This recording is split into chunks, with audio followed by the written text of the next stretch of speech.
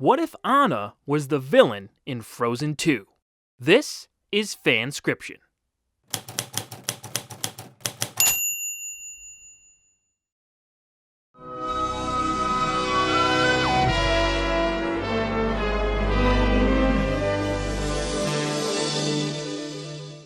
Disney Elseworlds is back, and this time we're taking a look at what could have been with the box office mega hit Frozen 2. This is a sequel to our What If Anna Was the Villain in Frozen episode, in which we changed quite a bit from the original. In addition to other important alterations, the big one involved Elsa's accidental ice blast slowly transforming Anna into a cold-blooded shell of her former chipper self. Check that video out if you haven't, so you can follow along here. Now, we'll definitely use a few story points from the Frozen sequel, but in short, there are big changes ahead. So let's dive in. With the same pieces in place and most of the same spirit in mind, let's craft a divergent and more frigid take on the second chapter in this saga. We still open on a flashback when Elsa and Anna were kids. They're being put to bed by their mother when Anna asks the Queen to tell them a story before they go to sleep. Idina tells her daughters the ominous tale of the ancient river Ahtohallan. She then sings them the All Is Found lullaby from the film, and will directly add this familiar vocal cue to that song. With her daughters tucked in, the Queen leaves. Anna and Elsa sing that vocal cue back and forth across the room while giggling late into the night. We then flash forward to more recent events. It's been 3 years since the original Frozen film, and Elsa has honored her promise to her late father, protecting Arendelle as a just queen. While her kingdom flourishes, Elsa has never been the same since she lost her sister on that fateful day when Anna's heart turned to ice.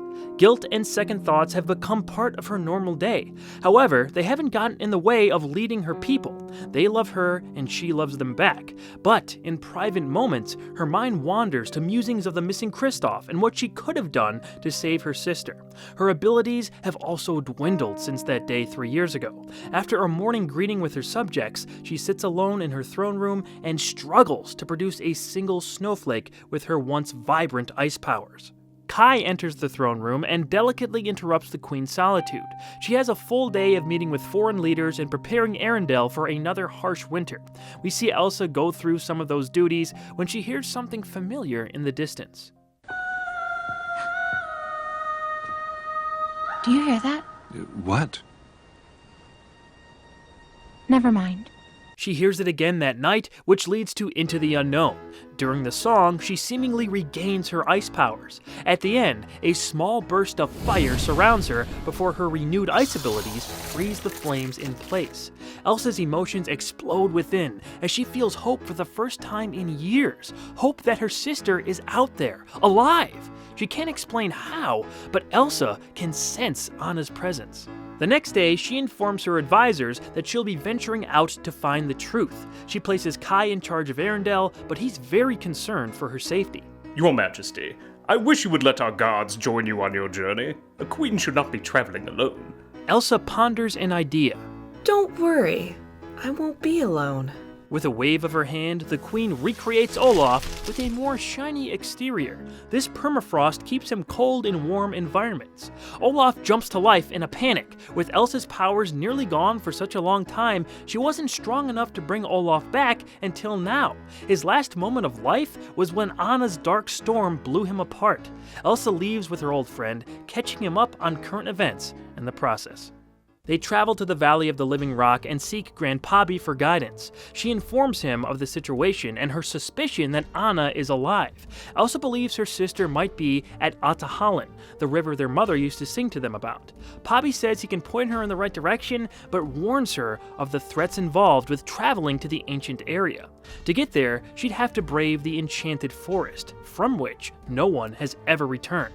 Over his long life, many have sought the mystery that Ahtohallan keeps. This includes a power-hungry troll from long ago, and just a few years back, Christophe, desperate to discover magic that could help him find Anna.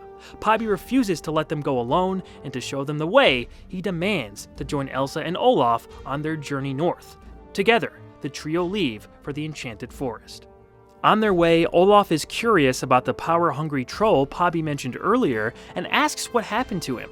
Pobby seems pained by the memory, but tells the story anyway, spinning his shadows to illustrate. Hundreds of years ago, an elder in our tribe named Braun sought to harness 3 magical elements: earth, fire, and ice. Some trolls naturally have the ability to control earth, and Braun was one of those few. Despite his wisdom and power, there came a time when abnormally cold winters started to threaten Arendelle and the valley we call home. No one in our tribe had ever been able to channel the element of fire, but for the good of all, Braun found a way. The magic he learned fought back the cold and saved many lives. But slowly, it changed him. He wanted more. But the element of ice was not so easily mastered.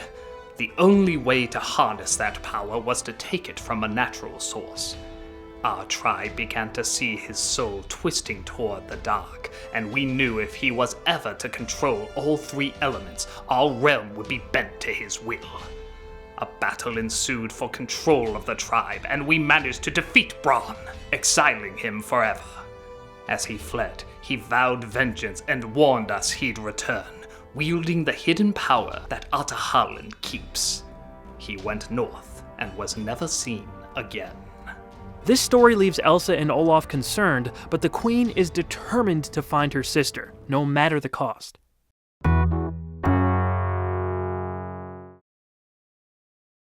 As they get closer to the enchanted forest, the trio can increasingly hear the voice singing in the distance. Elsa also notices that her powers are getting stronger. When they arrive at the mist surrounding the forest, Elsa and Pobby give each other a nod, and they use their magic to breach the protective layer. Once inside, they see that there are many animals, but no humans or magical beings in sight. The voice that was once a direct beacon now seems to be coming from many different directions. It's not long before the trio have lost their way, as well as any sense of where they started. Hours into their wandering, Elsa is responding to the voice by singing back to it. She then hears a call close by.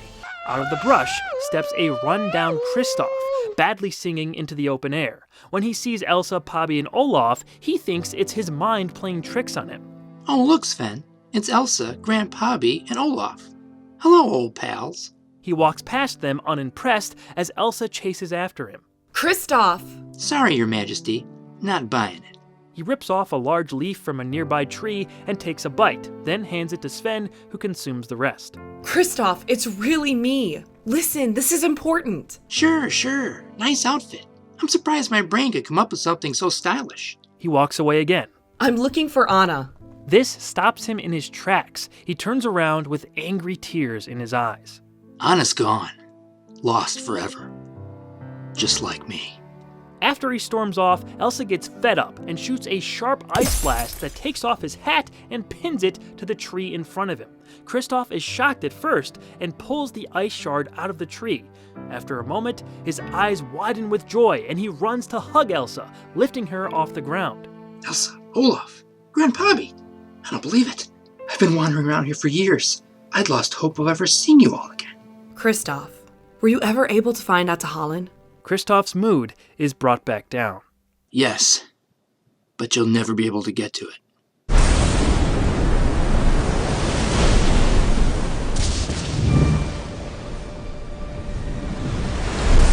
Far off in the middle of the ocean, they can just make out a small speck that looks like a frozen island.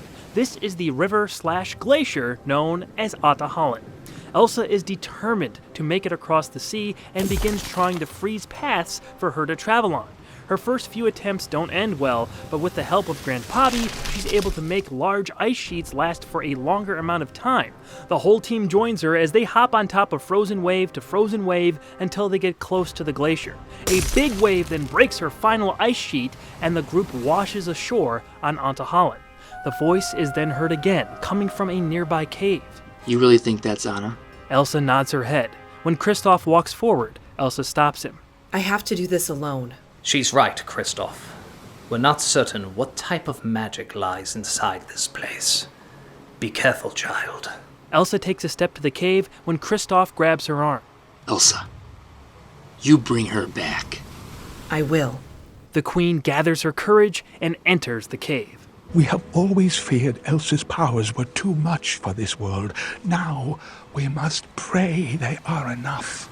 From here, we get a more cautious version of Show Yourself that leads to the same memories in the ice wall scenes as in the original film, except it's Anna's familiar healthy face that is shown singing with her older sister. But then, something changes. Anna's face morphs and now features cold white skin and bright blue eyes. It's how she looked after Elsa's magic twisted her frozen heart. Darkness fills the cave until a bright flash of fire lights everything in a deep red. From out of the shadows walks Bron. He's slightly larger than Pobby with red appendages and darker stone skin. A sense of dread follows his every word and his every step. Elsa, the Ice Queen of Arendelle. So very happy you received our message. Our? Bron lights up part of the wall behind him. Frozen there, behind the clear ice, is the body of Anna, still in her dark form. Elsa is immediately distressed and lunges forward. A wall of fire blocks her path. This place offers great power to one who can tame it. From here, I can see all. Bron creates memories dancing in flames, some Elsa's, some his own. The more magic brought into this world, the sharper my perception becomes. But there is a cost. Stay too long, and you can't leave. I found that out the hard way. He quickly turns his gaze from Anna to Elsa. You and your sister made quite the ruckus a few years back, didn't you? Your power, beautiful, wild, unrestrained, undeserved. Elsa stands in defiant silence. It wasn't difficult to lure your sister here, blinded by hate and dark magic. I thought I had finally found my prize. But you two share a special bond, don't you? She may have power, but she's not the source. You are. Elsa has heard enough. Let her go. Now. Her hands turn icy blue in preparation for a fight. Of course. She will bring you to within an inch of your life. Then just before you die, I will take your power. The ice wall begins to crack, then explodes, releasing Dark Anna into the world once again. She immediately attacks Elsa, and a power struggle begins. Anna's dark wind and snow battle Elsa's bright white and blue ice. Back together again, both their powers are past full strength. Outside, the gang hears the disruption and rushes inside. Pobby makes eye contact with Bron. Welcome, old friend. Care to join in? Bron blasts fire at the group, but Pobby is able to contain it. They begin their own battle as Bron lures Pobby deeper into the cave. Kristoff, Sven, and Olaf are helplessly watching on as Elsa struggles to match her sister's hatred-driven attacks. Eventually, Pobby is incapacitated by a large heat wave, and Anna has her sister on the ropes, lifting Elsa into the air with a giant gust of wind and slamming the queen onto the ice below. Yes, now is the time. Finish her! Anna lifts her hands into the air and is about to strike downward when she catches Elsa's eyes. They're full of tears, hurt, and regret. She whispers, I'm sorry I couldn't save you, Anna. Anna's expression drops from hatred to pity and back again as she struggles with her intention. Do it now! Anna's inward conflict continues as she defiantly looks back at Bron and attempts to fire an ice blast at him. The troll counters with a heat wave that quickly overtakes the ice. Just before the flames can reach her, Kristoff rides in on Sven and snatches Anna up onto the reindeer. Bron's blasts continue with Sven narrowly avoiding them. However, one does melt some of the ice he's running on, and all three characters violently fall over. Anna tries to stand but can only make it to one knee. I took pity on you, young one. Just as I was, you were betrayed. Cast out by your own family. I gave you a chance for revenge, and this is how you repay me. So be it. You will fall. Then after I take your sister's powers, I'll be free of this prison, and Arendelle will be mine, and mine alone. Braun blasts out a wave of fire, but right before Anna is hit, an injured Christophe pushes her out of the way. He takes the fire blast to his chest and is knocked back against the wall. Anna is disoriented and sees Christophe fighting to breathe. She's still conflicted, but crawls to his position. Christophe's chest is badly burned, and it's obvious he doesn't have much time left. He looks lovingly at Anna and reaches out his hand to touch her face. She almost pulls back at first, but once she sees the love in his eyes, she stays put. Christophe manages to smile before his final breath. A tear rolls down Anna's cheek as her face and hair fill with color. Through Christophe's sacrifice, an act of true love, she is transformed back to her normal self. A hush falls over the cave as Pobby, Elsa, and Olaf somberly react to Christophe's death. The silence is broken by a cruel laugh. They all look to see Braun walking forward, flames in his hands, his eyes glowing red. Love. Love only weakens, princess. And now, my queen, your power is mine. Elsa is still hurt on the ground as Braun begins to siphon her ice powers. Out of nowhere, Olaf jumps on Braun's head, distracting him. The troll is able to throw him off just as Pobby paralyzes his former tribesmate with a final gasp of magical strength. Elsa slowly rises, and with all her might, she blasts Braun with the largest ice wave she's ever produced.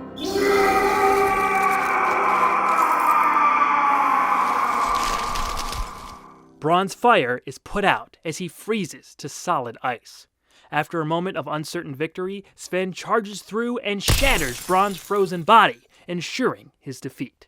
In a bittersweet moment, our heroes gather around Anna and Christophe, happy to see the princess return to her true form, but devastated by the loss of her love. Back in Arendelle, Christophe is given a hero's funeral.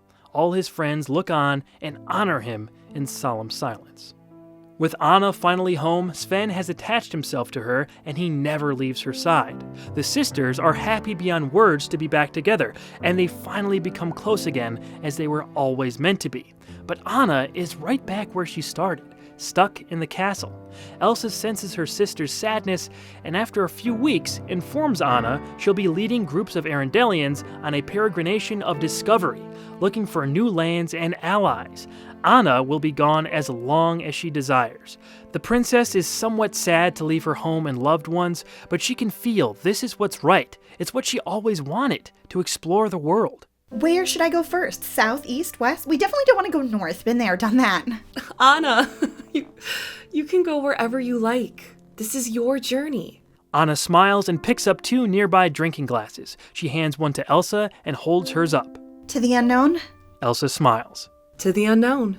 The sisters clink their glasses, and we cut to Anna and Sven leading a dozen or so Arendellians with the castle in the background. Elsa produces a giant snowflake over Arendelle, which Anna sees and smiles at as she leads her group onward. And that is where we'll wrap things up. Continuing with our darker take on the Frozen story, this part logically progressed to a few new places that I think would have aged well with the aim of a slightly older audience. There are elements and specific scenes in Frozen 2 that I really liked, but overall I thought that movie just got in its own way too much, having to focus on some of the characters that were left with not as much to do. If it was just an Elsa movie, I think it would have been a more coherent and better paced story. In any case, what did you guys think? And what do you want to see us do in future episodes? Let us know, and don't forget to check out the Fanscription podcast, where we go deeper into our thoughts on everything covered here. We'll catch you next time. Until then, take care out there in the unknown.